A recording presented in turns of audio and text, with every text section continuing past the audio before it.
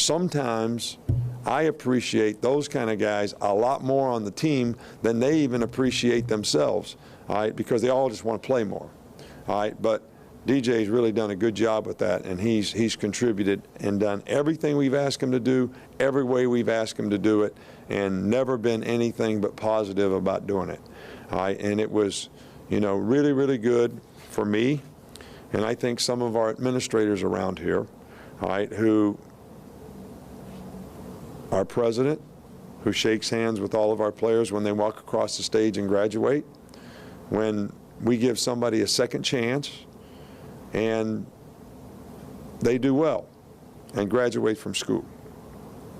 You know, there's always a lot of criticism out there when somebody does something wrong. Everybody wants to know, how are you going to punish the guy? All right, but there's not enough for 19 and 20-year-old kids, people out there saying, why don't you give them another chance? All right, so I'm going to give a speech right now about this. Like, where do you want him to be? Guy makes a mistake. Where do you want him to be? You want him to be in the street? Or do you want him to be here graduating? You know, when I was over there at the Nagurski, Muhsin Muhammad, who played 15 years for the Carolina Panthers, played for me at Michigan State.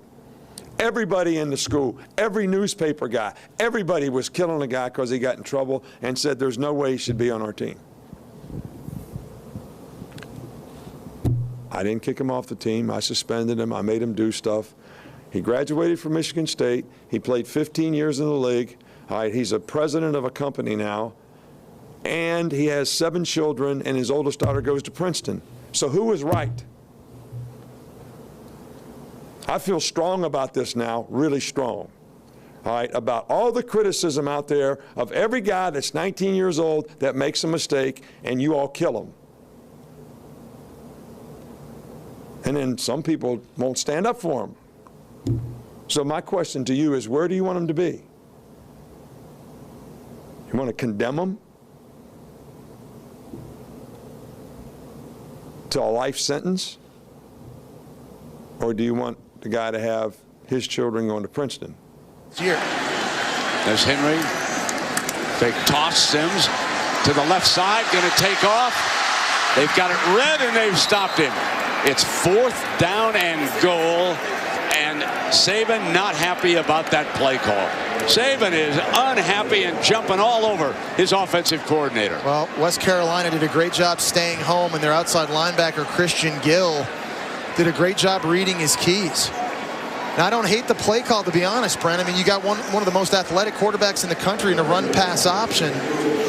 Watch Saban now. Watch Saban. he's one thing he does, besides his players, he coaches his coaches.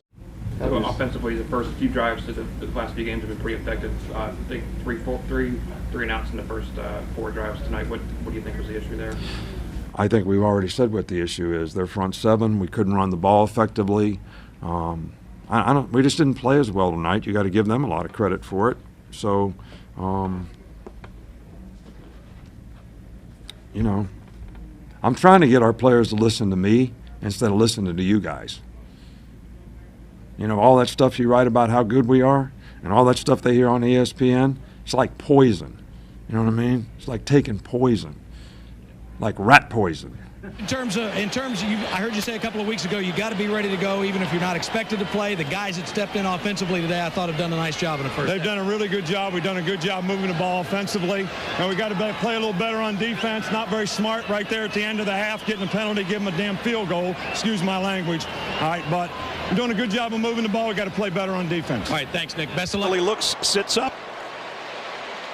And Nick Saban on the sideline, not a happy guy. Well, they said there was 1 second on the clock, but it's a live clock, so if they stop the clock, there's no way they could snap it and kick it in 1 second. If you clock the ball, you got to have 3 seconds to do it. So I don't get it, but it is what it is. We just have to keep playing. Tracy Wolfson, the Iron Bowl from Tuscaloosa. See Corey Reamer, the linebacker, who's the punt protector. Now Fitzgerald, side of his foot. And boy, Saban is out on the field. Wow. I mean, it's next week already for Nick Saban. telling you right now, it is next week. Second down. Coffee struggles to the 31. That was a great run. That was a great 2 or 3 yard run right there by Coffee.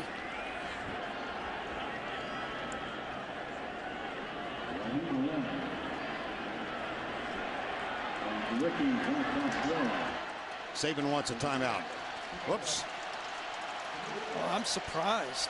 Why would you take a timeout with so early in the play clock? Gary, I think, realizing he had the wrong personnel on the field, the sideline guys, and then. Right. See? That. I've been yelled at like that. Haven't you been yelled at like that? Who'd you say? Christian Miller. Oh, I don't know. You know, you guys make all these predictions about everything, about guys that are going to be great players that have been here for 2 years and who's going to win all the games. And I don't even know why we play. Why do we even play? Why do we even have practice? Why do we compete? Why do we coach guys? How do they need to improve? I mean, you guys got all the answers to, I mean, how guys are going to be, what they're going to do. I mean, sometimes I wonder, why do we play?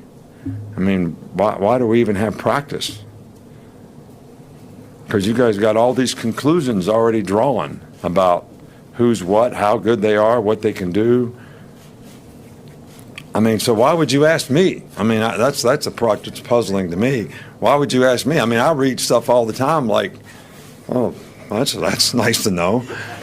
Saban is the architect of whatever they do. That came after they scored the touchdown. He wants muscle ball. He does not want them throwing the ball time after time after time. Some coaching going on from Coach Saban down there with 46 seconds left. He is hot under the collar that they gave up that touchdown. Well, he's mad at Coach Kiffin because they had a fumble, and that's definitely, he doesn't like that play call selection because when you have moving parts, that has the potential of happening. Rather just hand it off, and then the coverage mistake on the back end on defense. So There's no arguments. Those are called ass chewings. I mean. Yes. Second down now. And timeout by McCarron. And he's upset with Barrett Jones. Wow. Because they're both making calls, and McCarron's trying to overrule Barrett Jones, and Barrett Jones is saying, I'm making the call. Before the timeout signal, delay a game. So Offense, a 5-yard penalty. They both do so much at the line of scrimmage when it comes to making the checks up there. Oh boy, see, there he goes. Oh, now he's very upset now. Understandably, the two kids you just saw are roommates. All right, Barrett, that's it. Sorry about that, my good friend. Jones back. That's Cyrus Jones as they came after the punt of Irwin Hill. Oh, and it touched another Bama player. That was Smith who came in and touched it.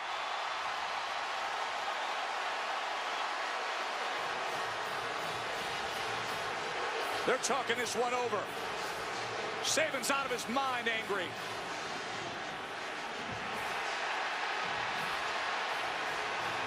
You just can't do that, says Coach. Or if he did it on his own.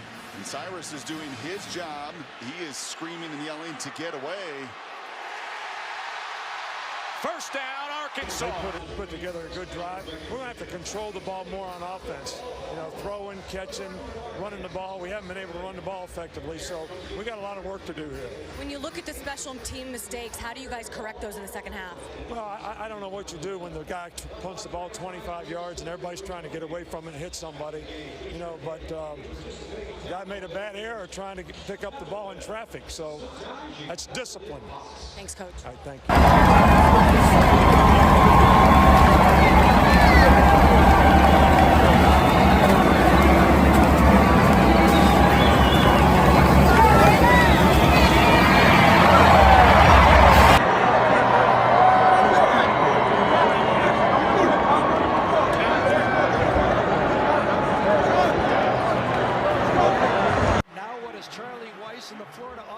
Do. Look at Saban. Settle down. with his team up 27 points. Think again. This is McCarron, the backup quarterback, who is getting an earful. Nick Saban up in his grill. Well, what he's focused on all week, getting each guy. Apparently out for a while. They go to LSU next week. David Lerner on the punt. This has been a very effective tactic tonight. It was touched. Who got it? Alabama got it.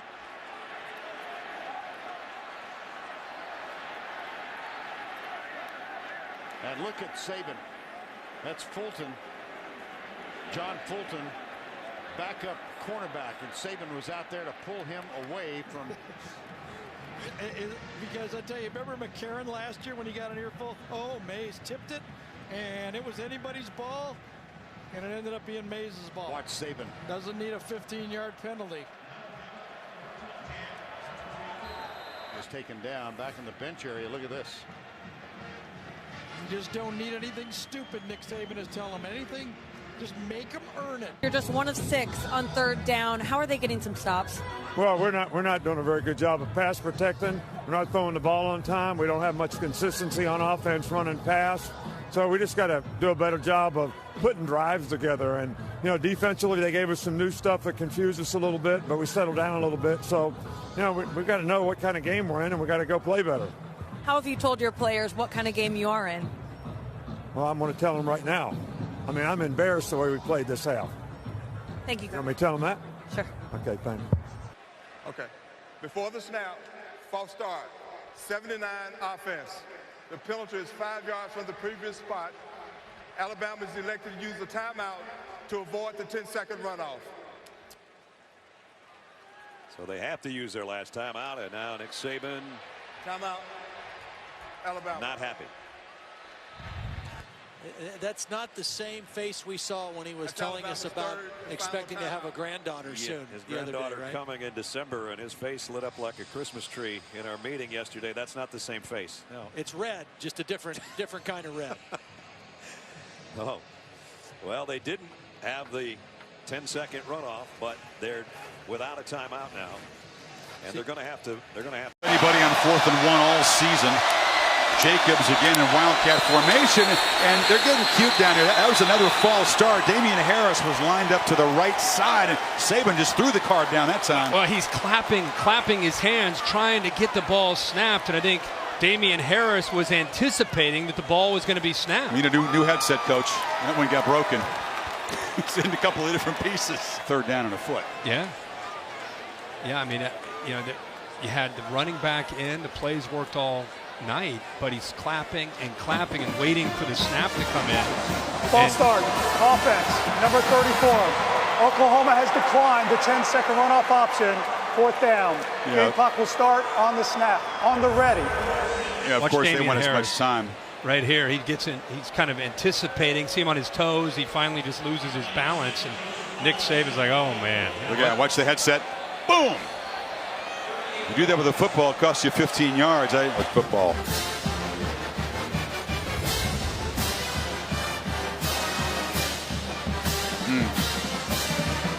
No words needed.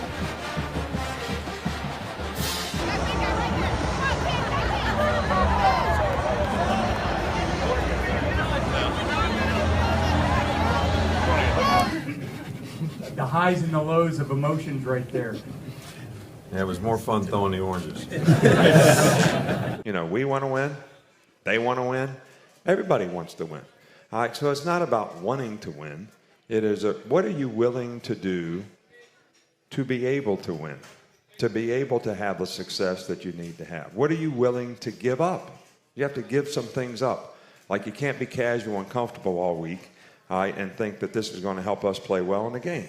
You know, you got to be intense, you got to be focused, you got to be relentless in the way you're going to compete in the game. McElroy comes back to Los Angeles. Richardson barges into the end zone, his second of the night.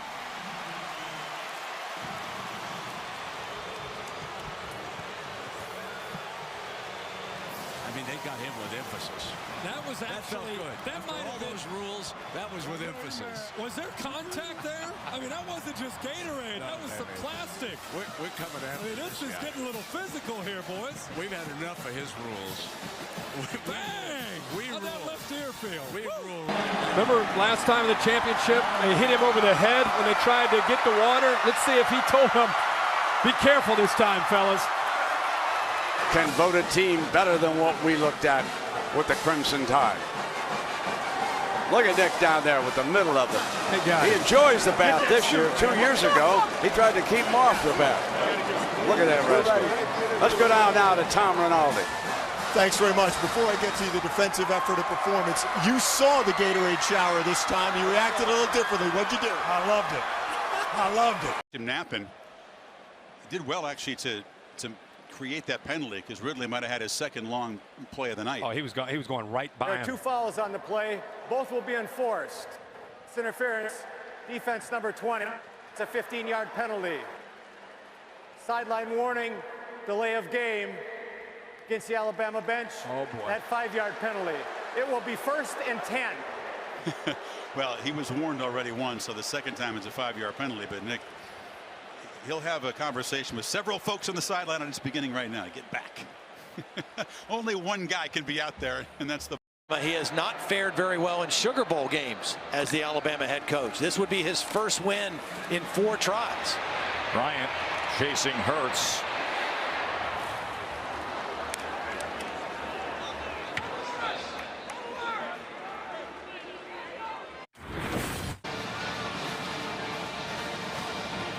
Jalen Hurts. Nick Saban, a former defensive back.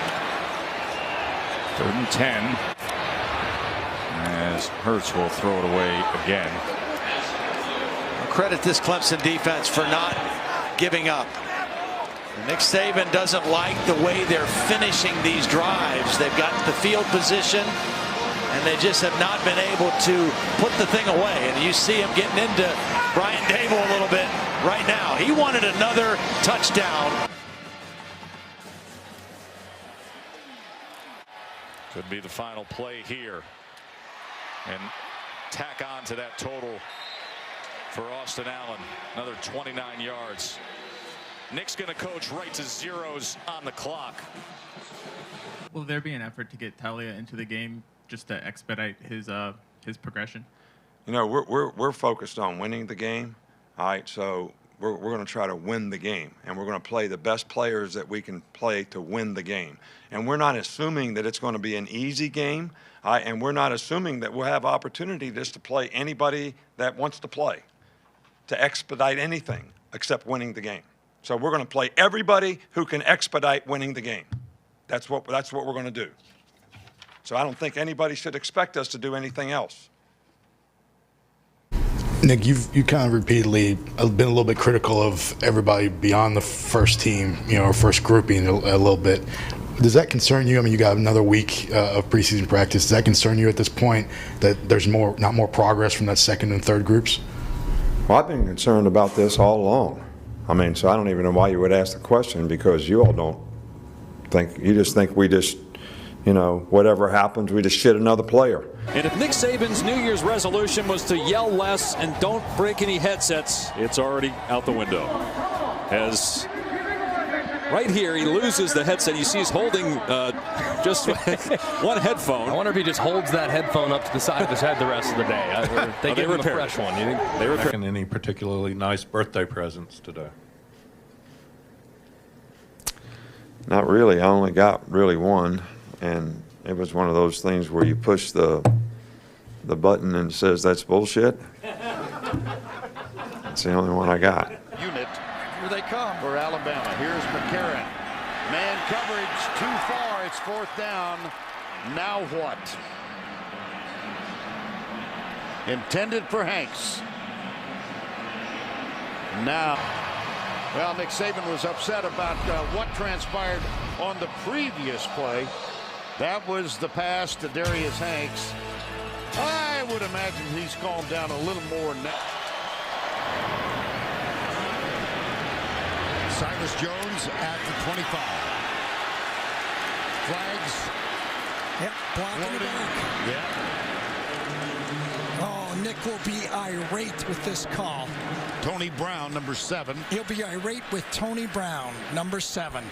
It was an unnecessary block, and he puts his team in tough. Yep, that's who he was. He wasn't going after the officials. He was going after Brown.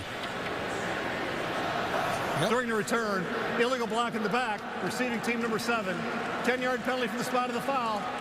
You've reiterated Jalen Hurts is your starter, but people even want to keep saying that there's a quarterback controversy. Bozeman put it best a few minutes ago. You're the only one saying that. Well, Bozeman put it best. Create it right now. No, Bozeman put it best, saying that they want drama. That. All right, so I don't know who's saying that. Yeah, all right, so it's like me saying somebody said it's going to have a hurricane outside today. Is that right or wrong? It's just, I just said it. So that means I created something that makes everybody panic and creates news and go out there and get people excited and interested and afraid. Look, we have a lot of competition at a lot of positions, all right, and we're going to play the best players. Here's a pitch to Dixon this time, weaving through traffic. Nice run around the corner. Near a first down into Alabama territory. Pounding the football, clapping his hands, and loving this one. Boy, Nick Saban is upset with his defensive unit. They've got a number of players to the side of the play, and they're not fitting against the run. They're right there, 3 defenders around it, but Dixon dips to the inside, freezes Prince Hall and Ezekiel Knight, number 21 and 47, and skates to the outside. And watch Saban. Boy, he is hot. He wants him to step up and. I don't have anything else to say about it, so don't ask. There is no more. I know you would like to some kind of way extract something out of this bottle. All right, that's not there. It's not there. You all speculate and create things, and then you want people to respond to it. Get this bottle to respond to it, because I don't know anything more than that. Ruling on the field is an interception by Alabama. In addition, there is a sideline warning charged against Alabama. There is no yardage assessed. First down, Alabama. He doesn't know that another flag has been thrown on Nick Saban. So this will be 2 flags assessed against Alabama.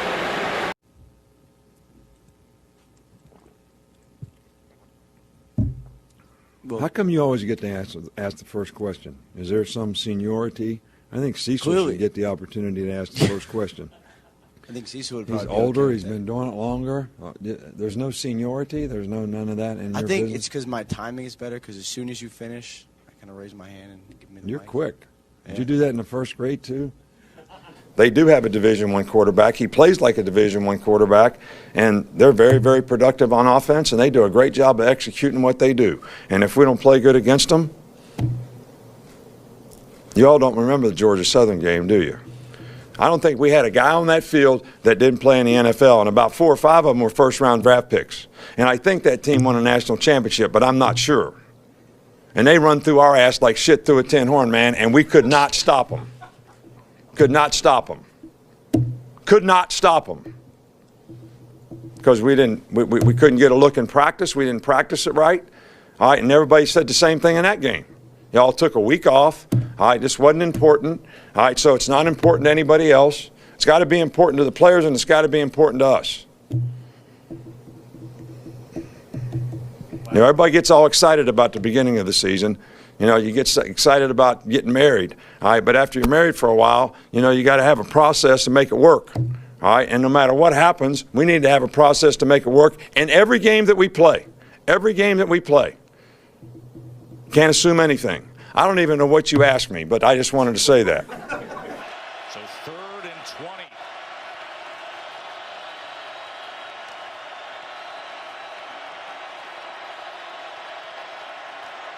Play clock down inside of 2 again. They're not going to get this play off. They didn't get it off. And there are some freshman moments every so often, aren't there? The 7th offensive penalty on Alabama. Delay of game. Offense. 5-yard penalty. 3rd down.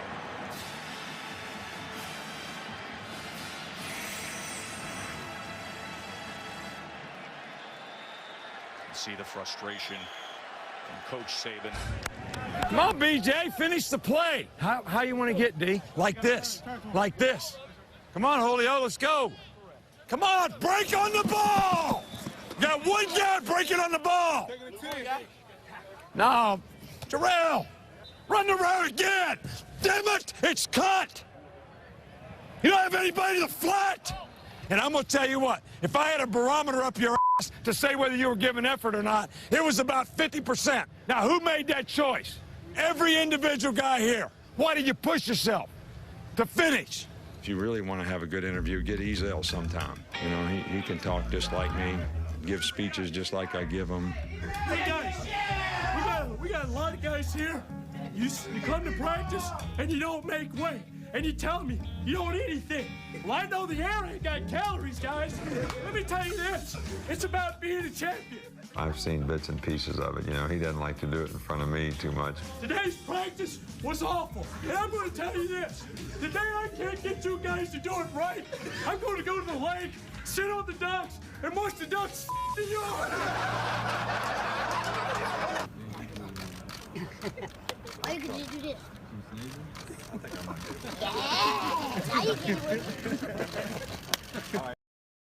What kind of advice would you give to parents today of young athletes? You know, I kind of hate it when guys specialize in one thing, you know, early on and just do it year around. And I mean, sooner or later you're going to get burnt out of whether it's being a tennis player or a golfer and not doing anything else. It's probably getting. I just want to give my condolences to you and your family. I lost my dad when I was first year out of college. So, you know, our thoughts and prayers are with you, and God bless you. Make sure you pass it on. Thank you very much. Wow, you know, I think the number one thing that happens to me when I go down that line is as soon as I see mom and dad, and as soon as I see the player, the first thing that pops into my mind is a home visit. And it seems like it was just yesterday that we were trying to get the guy to come here, and now he's graduating and playing his last game in Bryant-Denny Stadium. But probably the unique story was Ross Persparker in Iowa.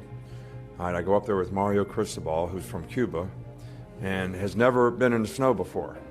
Never been in the snow before. So we get a rent-a-car and it's snowing like hell now. I mean, it ain't snowing a little bit, it's snowing a lot and it's blowing sideways. And I'm saying, Mario, let me drive.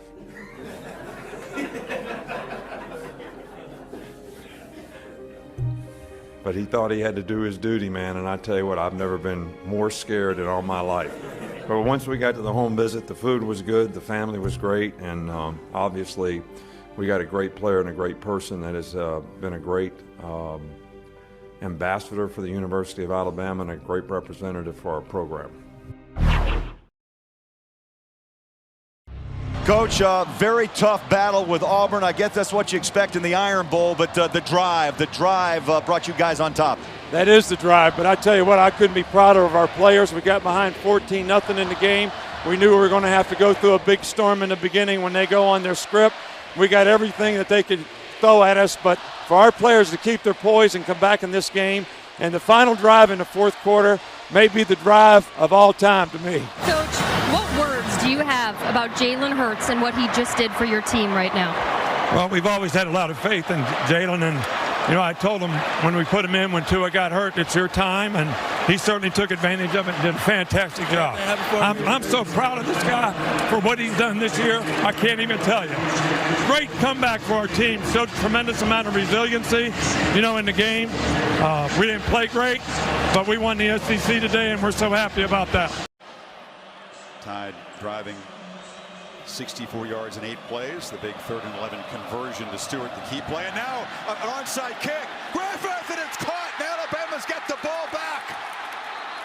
Marlon Humphrey, the corner, and a perfectly executed little pooch kick. Then the kickoff return was big too, so special teams really did it for us.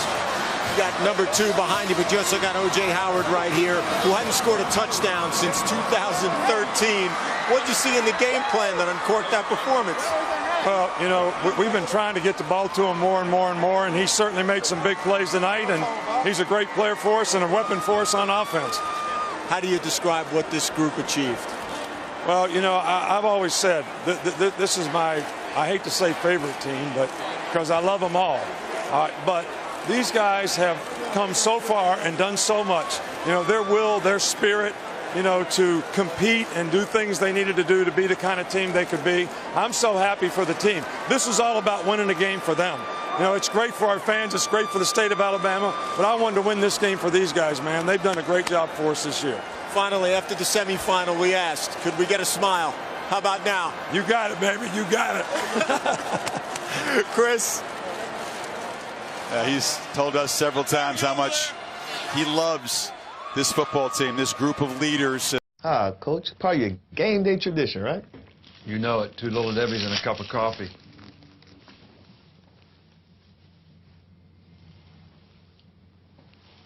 I guess I just wanted to know how we got here. Not to offend anybody out there, but I just walked by some jeans, wore out jeans, holes in them, all cut up. I just remember when I was a kid in West Virginia, I was ashamed to go to school because my jeans were wore out, only because we didn't have any better. Now they buy them that way. Irv Smith, junior from New Orleans. If it stands, it'd be his 8th touchdown. Illegal formation, offense. Number 74 was not lined up on the line of scrimmage. Oh, boy. 5-yard penalty. Take out the Third notepad down. because Wills is in the doghouse even deeper now, Kirk. Boy, yep, you got it. He's got the pen out. Boy, 74's going to have a long halftime. Back with Joe. Coach, I know you always talk about not worrying about all the noise outside the program, but when the perception of what your team is so fluid week to week, and you have a lot of guys that are in the spotlight for the first time, what do you and your staff say to them so that they don't worry Well, about I say the same thing as when you all buried us last week, all right, and all that it really doesn't matter what you think. All right, and it really doesn't matter what you say. And I'm hoping that nobody on our team is playing for you. I hope they're playing for each other and their team and what they want to accomplish and not what you think. All right, because that's not certainly what I'm doing.